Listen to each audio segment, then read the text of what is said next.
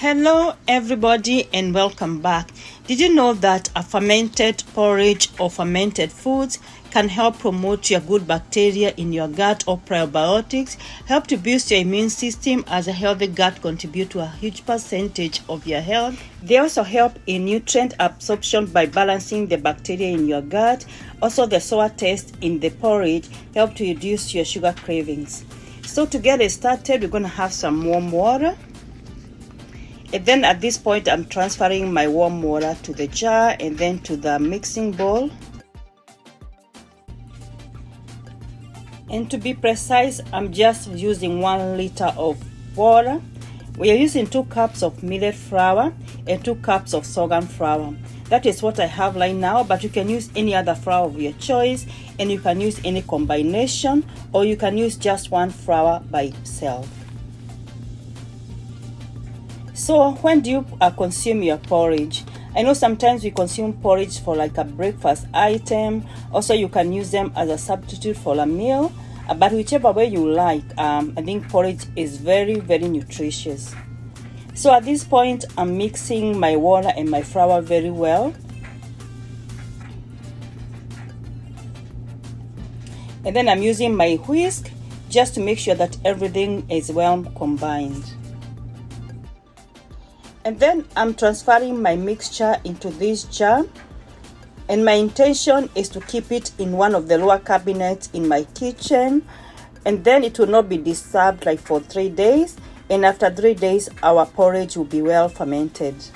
At this point, I'm putting my lid very loosely because the porridge is going to be producing some gases and you don't want our container to burst. So after we are done, 3 days later, you can see we have our porridge there looking very nice. It has 3 layers, and that is what you should expect. We have the more compact part at the bottom, the more liquidy part at the middle, and then we have like some bubbles on top. So I'm giving it a quick mix so that we have everything well combined, so we can be able to use this to make our porridge.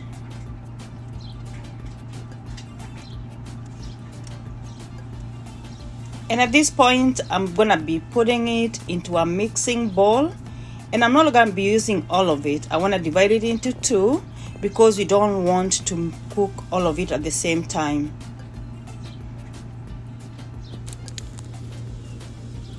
And as you can see, everything is well combined. We don't have any lumps, and everything is smooth and looking good.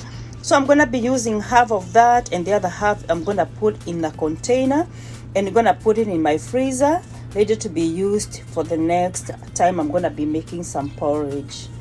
So the one that I put on the side is what I'm gonna put in this container.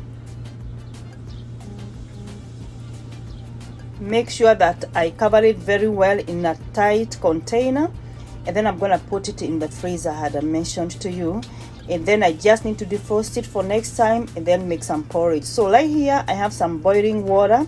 How I do it, I scoop some boiling water and I combine it with my mixture here, and then I just mix it very well so it is like warm when I'm adding it into my cooking pot, and then I make a quick mix.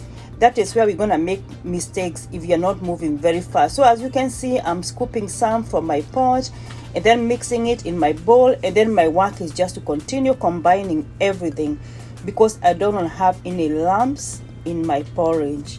And then keep doing this, moving your ladle from side to side, making sure that you're combining very well.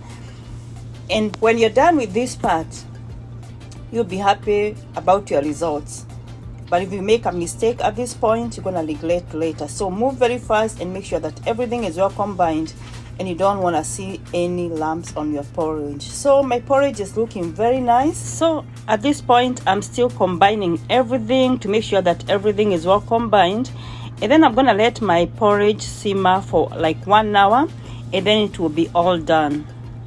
So as you can see, our porridge is looking very nice. It is not so thick, it's just the way I want it.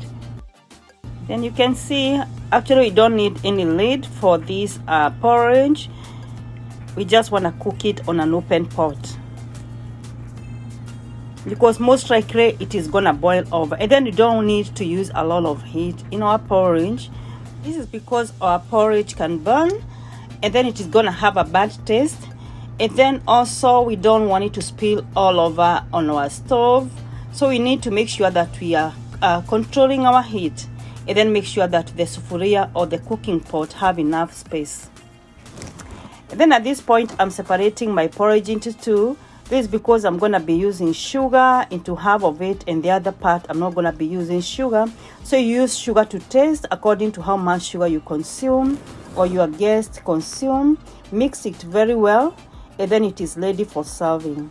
So at this point, I hope you have been inspired by this video.